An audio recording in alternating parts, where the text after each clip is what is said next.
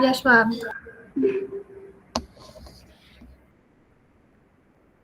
So our unit number 2 was last part from unit number 2 was procedure activation. Before that, we have seen type system, type checking, data types. So in the introduction to procedures, we have seen what is the procedure, what is the difference between procedure and function, different parameter passing methods, then scope rules, nested scope, activation record, etc. So procedures can take two forms, procedure, function and procedure. So functions means which return some value and procedure is just a group of statements. And whenever we call a procedure, there is a mapping from procedure name to its body, declaration, location and actual values. Memory is allocated to the code as well as variables which are defined in that procedure. We talked about actual parameters and formal parameters. Actual parameters, these which are used in whenever you call the function, the parameters which are used in a call, these are actual parameters or original arguments. And the formal parameters is wherever you have written function body or procedure body, these parameters are called formal parameters. So when we talk about parameter passing, parameter means formal parameters and arguments means actual parameters. So we have seen parameters of a or the attributes of a function. Function should have function name, then parameters and return type. Some languages like C, C++ need function prototype or signature, which tells compiler that there is a function called add number, may be called from main or may be defined after main, which is taking two parameters of type integer and returning integer. So this signature should match with function call as well as function body or function declaration.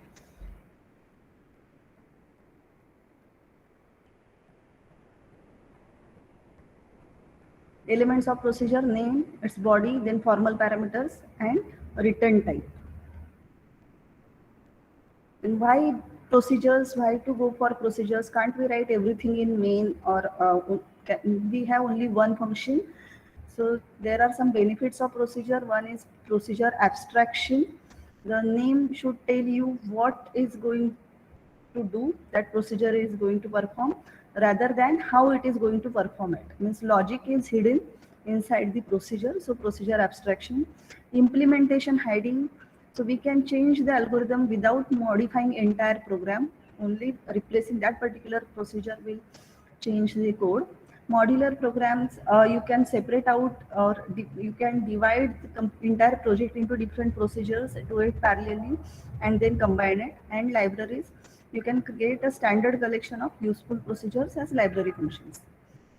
Then we have seen the syntax of Pascal for procedures and functions. In C language, functions and procedure have same syntax. There is no difference between procedure and function for C, C++, Java. But in case of Pascal, Pascal uses procedure keyword for procedure and function keyword for function. And this colon integer means it is returning integer value. Function name should end with semicolon in Pascal. And begin and end means start of the function and end of the function. End should be followed by semicolon. Then we have seen what are the scope rules. So there are three types of scopes: local scope, non-local scope and global scope.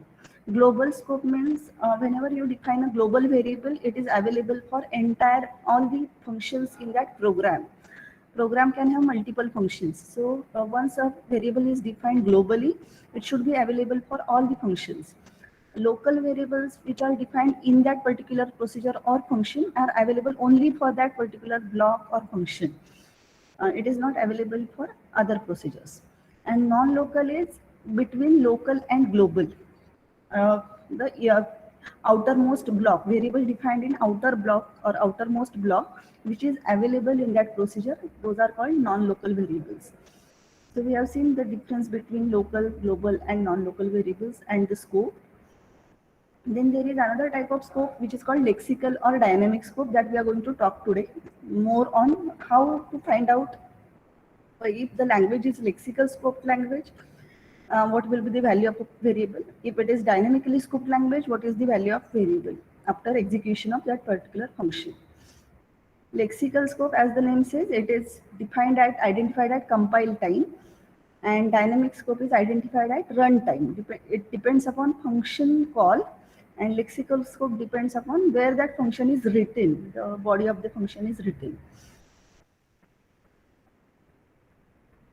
Then we have seen three types of parameter passing methods: call by value, call by reference, and call by value result.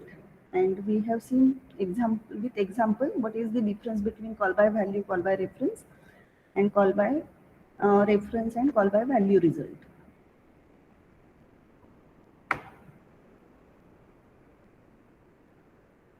Then very important topic we have seen, that is activation record. What is activation? When we call a procedure, it is called procedure is invoked or it is activated. So activation record is created for every activation of a procedure. Some data is stored into that record for procedure activation and after procedure activation. So that is the record or memory frame which stores information about that particular procedure. So it can store local or temporary variables, actual parameters, return address, return value, pointer to caller's activation record, register save value, non-local data access link. Then we talked about activation trees. So it shows the activations of different procedures in that program. For example, P is calling Q, Q will return back to P, and then P will call R. So P is the main function and it is calling function Q and R. You have to read this from left to right. We have seen this example of quick sort. Sort function is calling read, then quick sort. Then quick sort is calling partition function. Partition function is after returning from partition function, in this same quick sort function, it is calling quick sort with low and x minus 1 and x plus 1 and high. So this is how you can show activation trees. Then elements of activation record we have seen. Stack allocation and deallocation. Whenever procedure is allocated, now activation record is created on the stack. We have seen three types of memory: heap memory, stack memory, and static memory. Static memory is used to store code and static variables. Stack memory is used to store procedure activations and temporary variables. And heap memory is used to store runtime memory. Whenever user allocates and deallocates memory at runtime, heap memory is used. So this is stack memory. Suppose function P calls Q. So memory is allocated to P. Then P is calling Q. So memory is allocated to Q. Q calls R. Memory is allocated to R. When you return from R, this record is deleted from the memory and control will return back to Q. Then when you complete activation of Q, procedure Q is executed completely, it will return control back to P. And after program P is executed, memory is deleted. So we have seen this example, how control flows from activations and how memory is allocated for sub1. Here function main memory is allocated to main function. Main is calling sub1. Sub1 function is calling sub3. Sub3 function completes its execution, then it will call sub2. Sub2 calling again sub2. So memory is allocated like this. So initially program PC stands for program counter. Program counter points to current instruction being executed. This is our stack and this is code area. This is your code program. So program currently main function is executing. So memory will be allocated for main function. So this is the activation record for main. Main calls sub1. So main will call sub1. So this is activation record for sub1. So sub1 is written in main and it is called from main. So static pointer is where the sub1 is written. Body of sub1 is in main function. So its static pointer, SP stands for static pointer is main. Dynamic pointer is control link or dynamic pointer, dynamic link. It is again main because this function is called from main. Return address is S1. After this function call, it has to start from this line. It is not actually a label, it is the instruction offset or instruction address, from which address that instruction is going, next instruction will start. And these are local variables or parameters that you pass, 3 and 4. And in sub1 we have variable y, so memory is allocated for local variables. So this is such type of activation records are created for every activation of that procedure at runtime. So now procedure sub1 is calling sub3. So memory will be allocated for sub3. Sub3 function has nothing, but it has a return address. Then static pointer is sub1, dynamic pointer is also sub1, because this function is written in sub1 and called from sub1. Now after sub3, program counter will again control will go to sub1 and it will call sub2. So this record is getting deleted now. Now memory is allocated for sub2. Its dynamic pointer is sub1 because it is called from sub1, but it is written in sub1. So its static pointer is also sub1, and value of y is 3. Y is equal to y plus 1, and value of c is 3 because c minus 1 we passed here a. Value of a was 3, and return address is S3. After execution of sub2, it will return back to S3, that is return address. But what is sub2? Sub2 is again calling sub2 with c minus 1. So currently it is called with value 3. Now from sub2 it is called with 3 minus 1, that is 2. But this is not yet completed. So this activation record will remain in memory, and another activation record for sub2 will be created with value capital C, small c as 2, c minus 1, that is 3 minus 1 is 2. Return address is S4. This is written in sub1, so static pointer is sub1, but this function is called from sub2. So its dynamic pointer is sub2. So this is the change between this activation record and this activation record. You can see this link is going to sub2, and this link is going for sub1, sub1's activation record. So this is what we have seen in the last lecture. What is the difference between static link and dynamic link? Static link is called access link. Dynamic link is called control link. So we talked on this. We also talked on lexical scope.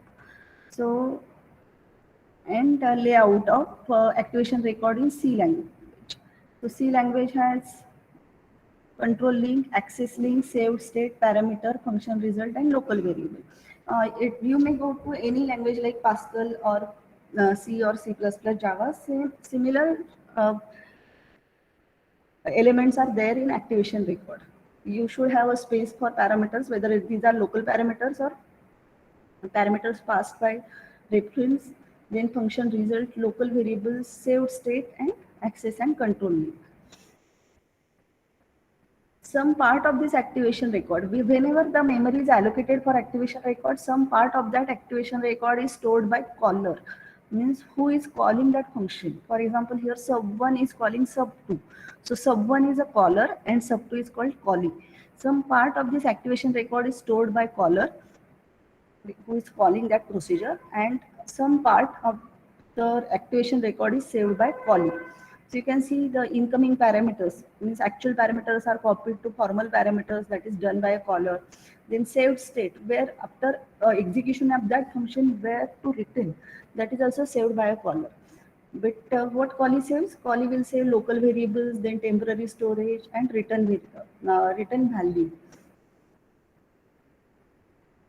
So here it is written what caller saves and what callee saves, how procedure is called and written in C language. So caller allocates space for function result, access and control link, saved state information needed to resume execution of a caller, because caller is going to stop till callee completes the execution and come back to the next line of instruction. Then control link to callee points to the beginning of caller frame. So you know what is caller control link? Control link means dynamic pointer. Dynamic pointer points to the caller who is calling that function. It sets access link information where that function is written. Then it sets the information for which is needed to restart the execution. So caller allocates the field for reference parameters, address information about arrays, records which are passed by values, and all value parameters.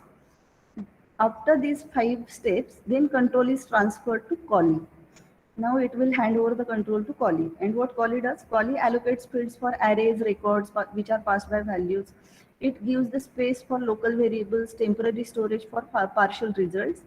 Then body of callee gets executed, and the callee may call another procedure and does the same thing what caller has done for that particular procedure. And while returning, it will control returns to the caller, and return value is placed in the function result field, and then memory is deallocated. The stack which is allocated will be popped out. In Pascal, we have seen it allows nested procedures or block structure. We can write a function body inside another function body. So the access link is available only in Pascal. It is not available in C, C++. Last slide of our previous session was this visibility rule. Variables which are defined in program U. You can see the structure. Program U has program V. Program V has procedure V. Procedure V has procedure W. This is the body of procedure. Then procedure you also have procedure A, and A is having body of procedure B. So if you define a variable in program U, it is a global variable. It is available for U, V, W, A, and B. Variables which are declared in program U is visible in all the complete program U as well as V, W, A, and B. So you can say that it's a global variable which is declared in program U. Then if you declare a variable in V, it is available for V and W. Variables which are declared in V are available for procedure V and W. Those variables are not available for U, A, and B. For W, variables which are declared in V are non-local variables. And for procedure V, these are local variables. Variables which are declared in W are available only to the W procedure, which are local to the W procedure. Variables which are defined in A are available to A as well as B. And variable defined in B, procedure B, are available only in B. We also seen this example how to allocate access link and control link. And this is the layout of activation record for Pascal. It has a result return value, access link, which is also called as static link, control link, which is called dynamic link, saved state for caller, reference parameters if any, array and record values if any, local variables, and some anonymous values for temporary values. This part is saved by caller, and after this it is saved by caller. And similar to C language, this is procedure call and return in Pascal. First 5 steps are done by caller, and next steps control flows to the callee, and callee executes, saves space for local variables, etc. Exactly similar steps. There is no difference between how a function is called and written in C and Pascal. We also talked about recursion. Each execution of a procedure body is called activation of the procedure. Recursive procedures can be activated from within its own body, which is called direct recursion, or it is called from indirectly through other procedures, means A calls B, B calls A. So that is indirect recursion. This is the example from C language, how recursion is executed. Now we are coming to the important part, which is called static scope and dynamic scope. You will ask me, we are discussing static scope and dynamic scope from starting of this chapter, and still I am saying this is the important part which is left from previous topic. Because now you have seen static link and dynamic link. You are familiar with the term activation. So you know that non-local data may reside in someone else's activation record. So some variables are there are defined in that procedure. Some variables are defined in the previous scope procedure of, for example, here, if you are using variables which are defined in V and U, not defined in W. So we have activation record for procedure W, but variable is defined in V and U, means in the activation of procedure V and W. So it is possible. Some non-local variables which are used in that particular function, non-local data may reside in someone else. Here someone means some other procedures, activation record. At runtime, you need to know where relevant activation record holding the variable exists on the stack. So the variables which are used in that particular procedure, if they are not local variables, these are non-local variables not defined in that scope, which are defined in outer scope. So you need to check where that activation record is and from where you have to get that particular value. So how you will reach to that particular activation record? With access link or control link, or with static link or dynamic link. So if the language is statically scoped language, you will follow static link. If the language is dynamically scoped language, you will follow dynamic link. So here, take this example.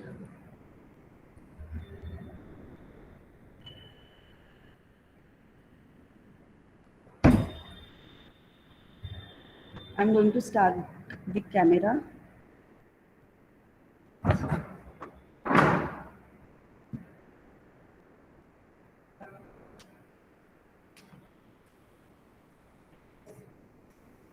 So I have a function main. Main function has variable x. I'm taking here value say x is equal to 10. Here it is just declare x. So suppose value of x is 10. Then Your camera is off. oh, is it visible now? Yes, ma'am. So here, this is the main function. Main function declared variable x. Here I am assuming that this value is 10. Then main function has sub1. This is procedure sub1. Now what sub1 is doing? Sub1 has another declaration for x. X is equal to 20. And what sub1 is doing? Sub1 is calling sub2. Sub2 function is called for sub1. And we have sub2 which is declared in main. We have sub2 declared in main, and here we are using x. And y is equal to x plus 1. Y is equal to x plus 1. And from main,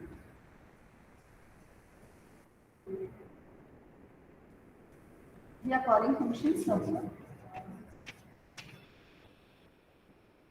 So just look at this scenario. I have a function main which has a declaration of variable x is equal to 10. In main there are two functions sub1 and sub2. Sub2 has another declaration for x which is 20, and sub1 is calling sub2.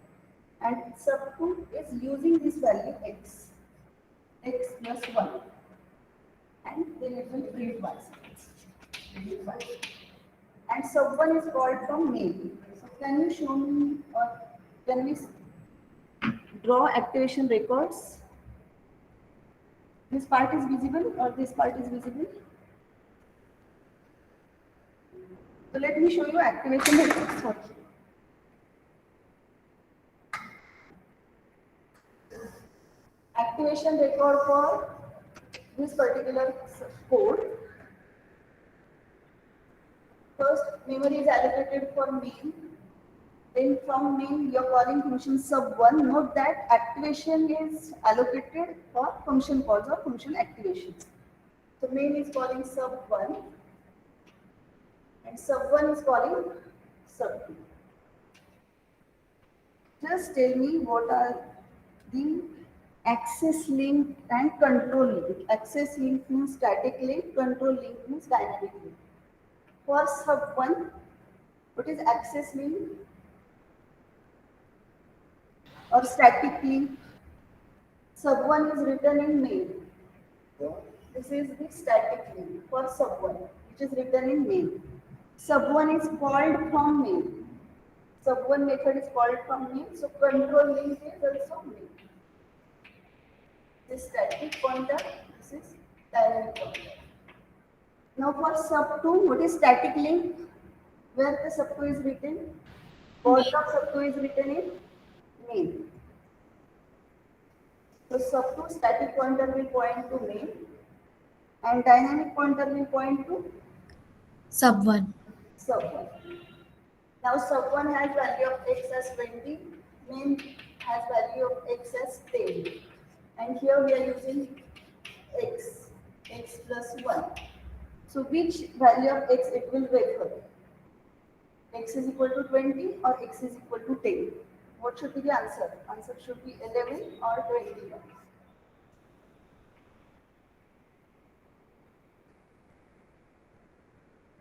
That is the topic of discussion, what is known as static scope and dynamic scope. Note that here I am not passing any parameter to a method. But in Pascal, variables are available to that particular method if they are global variables, non-local variables, even if that variables are not defined in the procedure. Note that x is not defined in procedure sub2. It is defined in sub1 and main. Yes, sub2 is called from sub1, not from main. So which value it will refer? Main's x or sub1's x? Answer is on the slide. If the language supports static scoping, the languages like Pascal, these are static scope language, Fortran is static scope language, then it will refer to x which is defined in main. So it will follow this static link or static pointer. Here, to use value of x, it will follow the static pointer, take x as 10, do 10 plus 1, 11 and return this result. If the language is statically scoped language. But if the language is dynamically scoped language, it will follow this dynamic link, take value of x as 20, add 1 and return y is equal to 20 plus 1, that is 21. Is it clear what is the difference between static scoping and dynamic scoping? And Can you explain it again? What is the use of static link and dynamic link? Oh, can you imagine this is clear to you how we have converted this code into the abstraction records, activation records, sorry. Yes, ma'am. So first, when we start executing a code, main function is called. So memory is allocated for main. Then main is calling sub1. So memory is allocated for sub1. Then sub1 is calling sub2. So memory is allocated for sub2. And then we have pointed lexical link or activation link. This is access link and control link, static link and dynamic link. So static link will point to the parent where that function is written, who is the parent, in under whose body. For example, here sub1 is written under main's body. Sub2 is also written under main's function, begin and end of main. So for sub1 and sub2, static pointer is main. Like this. Previous example. In this example, we have written static pointer and dynamic pointer. So depending upon where that method is actually resides. If the here sub1 resides in main, but sub2 resides in sub1. So for sub2, static pointer is sub1. For sub1, static pointer is main.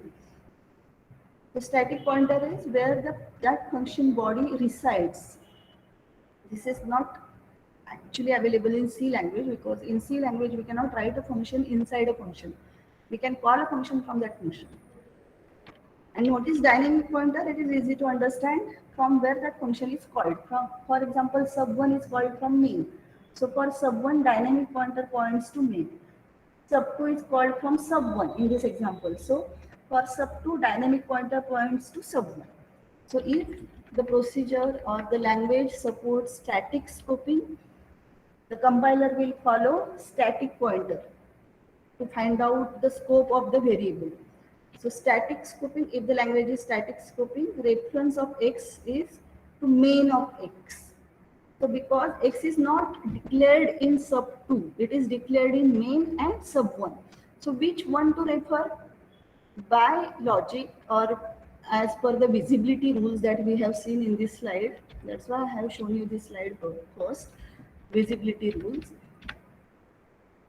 In case of Pascal, where nested procedures are allowed, so the procedure W can access variables declared in V as well as U. So sub2 can access variable which is declared in X, sorry, declared in main, because it is statically scoped language. Pascal is statically scoped language. But if it is dynamically scoped, dynamic pointer points to the caller who is calling that method.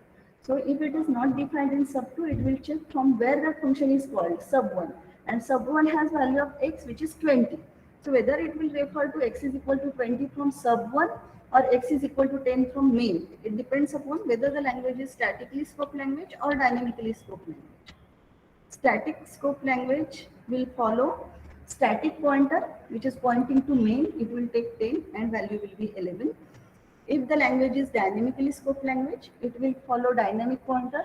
So dynamic pointer points to sub1 where the value is 20. So your answer should be 21. Is it clear now? Yes, So ma'am. that's why that static pointer and dynamic pointer is important. So it allows you to find out where that variable, which value of that variable should be referred. And that is for compiler's purpose. We as a programmer are unaware of these things, how scoping matters or how variable declaration matters.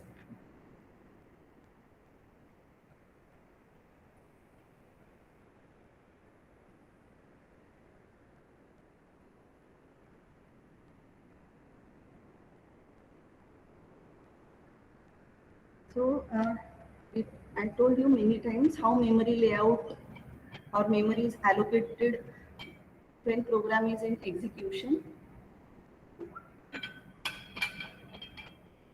So when you write or type a program in editor, suppose we are using Eclipse or Notepad or any other editor to type your code, and that program you have saved as .c file or .java file, that is stored in which memory, primary or secondary? Your program .c, .c++, Java, it is stored in which memory, RAM or ROM?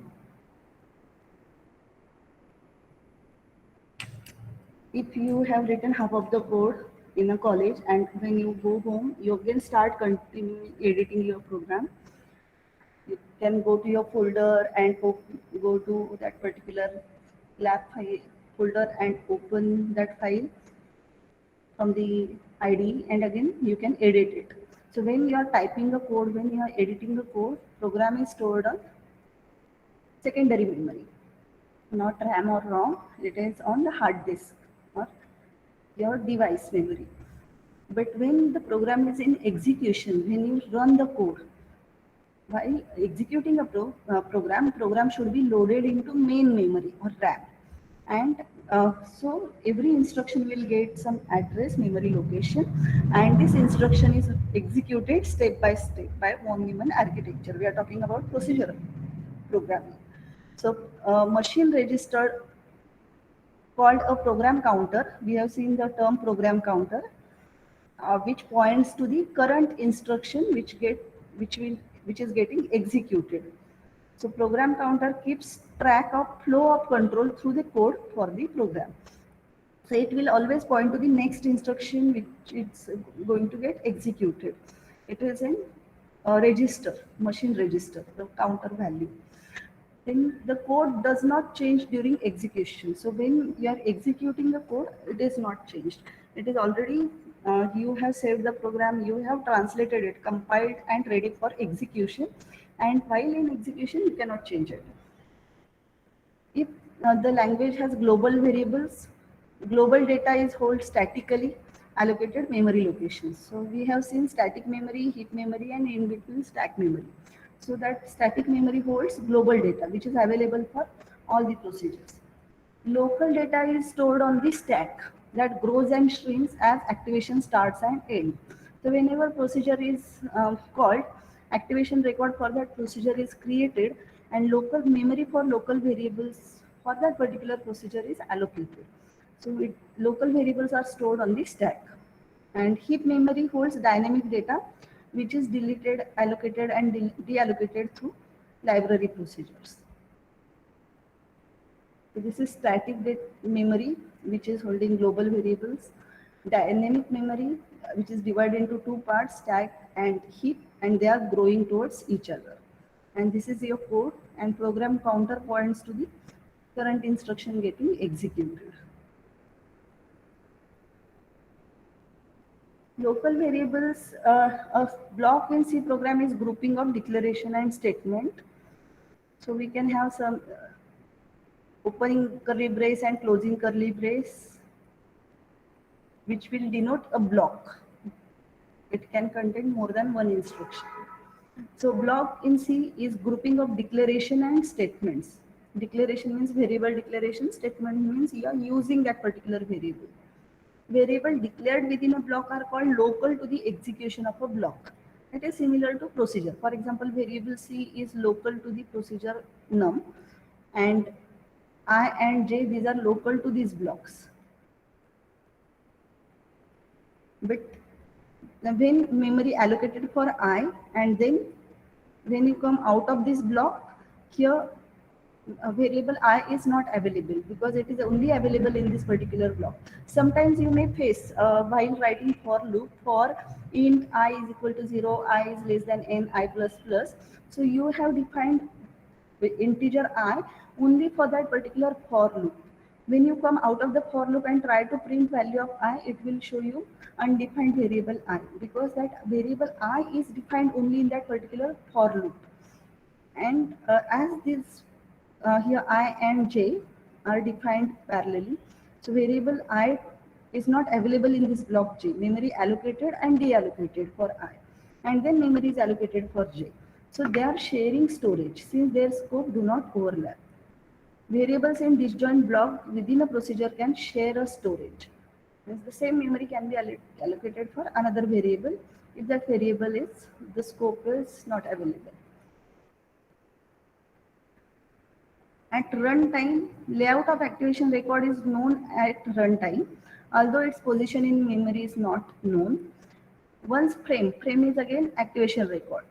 When once frame is put on the stack, means when memory is allocated for activation record, the storage within it can be accessed relative to the frame pointer. Thus, the value of variables in an activation records can be accessed using addresses of the frame. So frame pointer plus displacement. For example, when the displacement is computed at compile time. You want me to discuss this? Okay.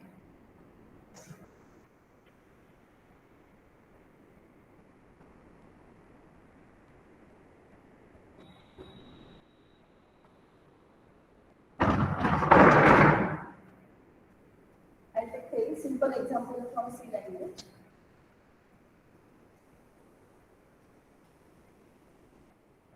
So suppose I have to add two numbers. So integer a comma b comma c. C is equal to a plus b. This is an instruction for C language. What compiler does? Compiler will convert this C program into assembly language code for execution. You know that translator is used to convert high-level languages to low-level languages. So this instruction is translated into move value of A to R1. You know that R1 is a register or hardware or assembler or what we can say, they work only on registers. The variables are not accessible to hardware. So move value of A to R1, then add R1 comma B, and then move result is in R1, so move R1 to C. So here move value of A into register R1 add R1 into B. Now I am taking pseudo instructions. These are not actual instructions from any assembly language. I'm just taking some example for understand for your reference. For example, suppose now how memory is allocated. So for this, these are converted into opcodes and final machine level instructions, and this machine values are stored like this. Suppose at XX10, this is a memory location. At this memory location, value of A is stored. The value of A is 2. And you know that integer require 2 bytes. So at XX12, memory is allocated to B. I'm just taking some hypothetical example. This is not the actual thing. So suppose value of B is 3. And XX14. C has some garbage value. We have to calculate value of C8. This is visible, no? Now XX16. Here from this line, your code is going to start the instruction for move. This instruction is getting executed. Suppose MV and memory location XX10 to R1.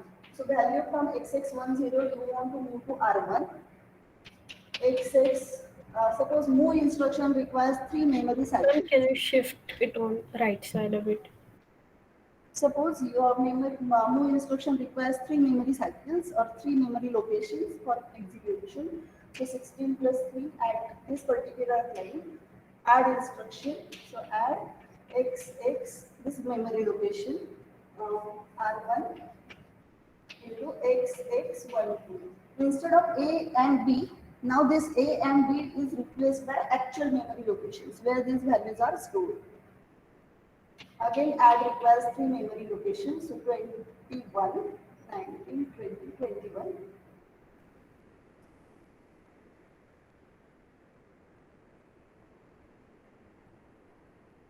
Move instruction, move R1, comma C.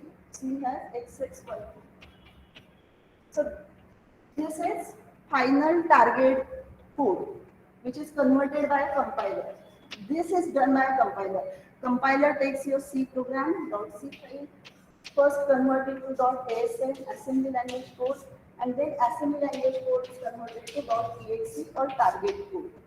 For your reference, I have used some readable notations, but this is actually binary, zeros and ones. Now this program we have to load into main memory.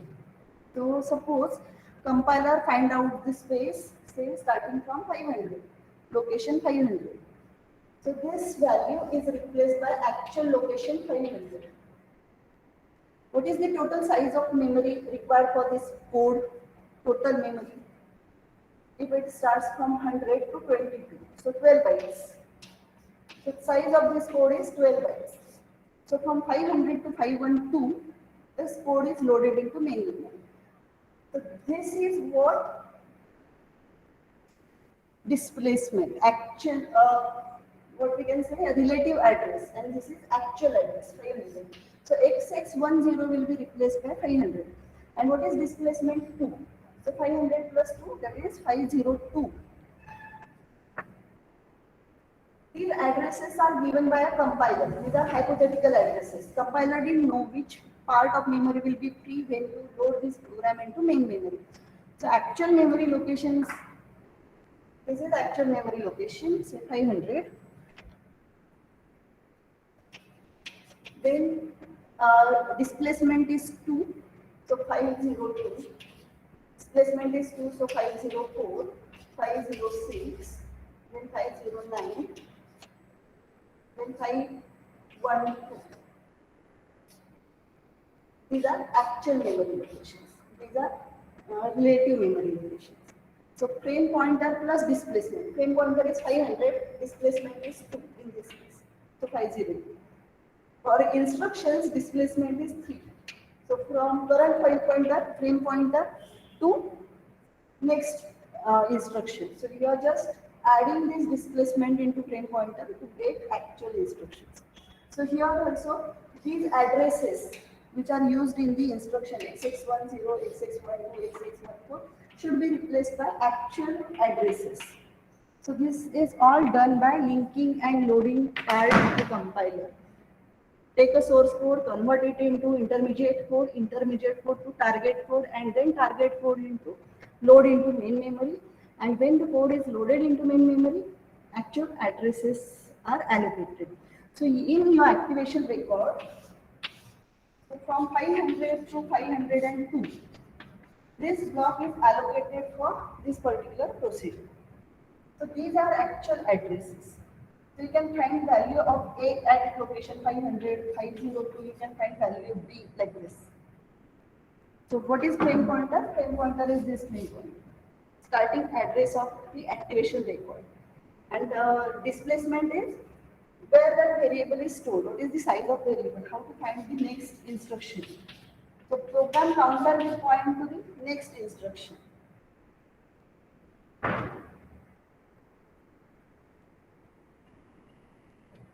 So this where displacement is computed at compile time. Compiler, these addresses are already known to the compiler relative to some temporary or assumed address. For example, relative address. It started from 10 and allocated memory like that. But if these addresses are not known at compile time, it is called dynamic programming. In the variable memory where that variable is loaded, we didn't know at compile time, then it is considered as runtime.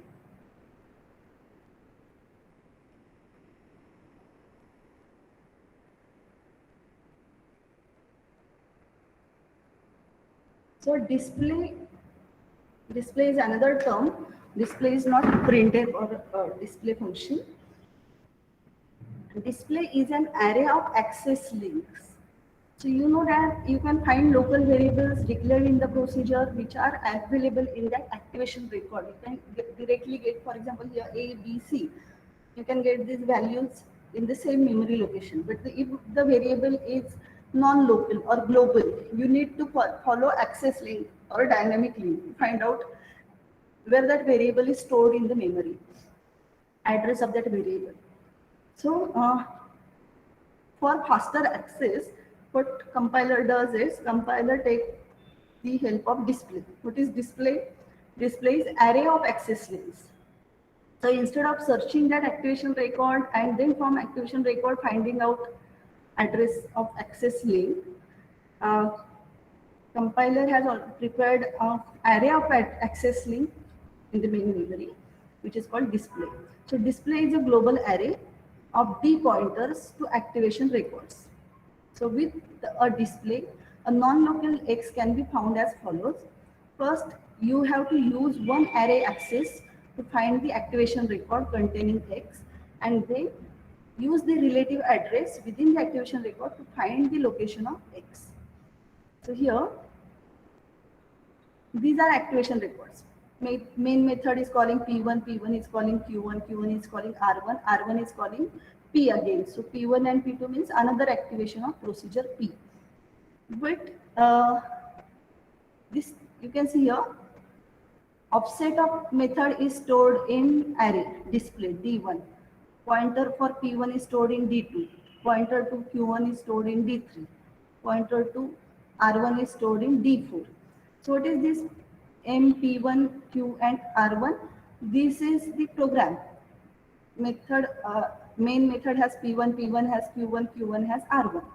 So these are static links. And these are dynamic links from where that method is called. So here, if you want to display element indexed by nesting depths and points to the visible blocks.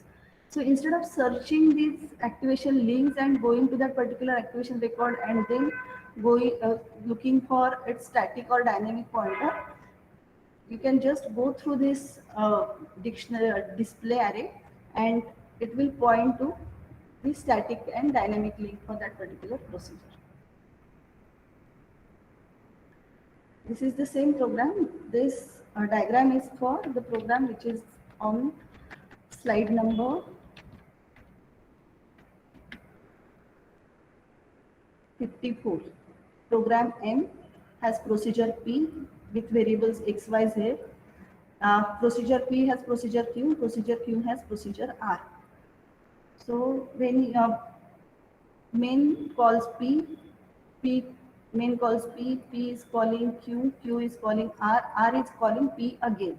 So for R, till procedure R, activation link and control link is same.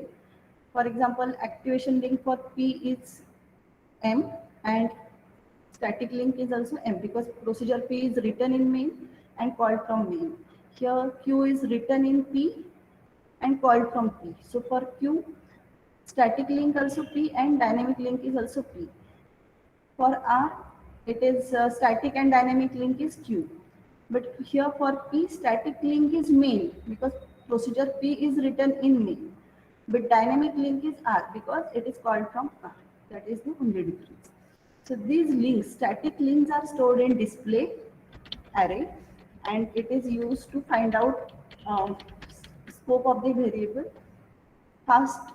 Instead of searching for the activation record and then following this link, these links are already stored in this array and it will help you to find out the variables fastest. So this is the end of our unit number 2. So small part is remaining from unit number 2 that we'll see in the next lecture. Password is lexical.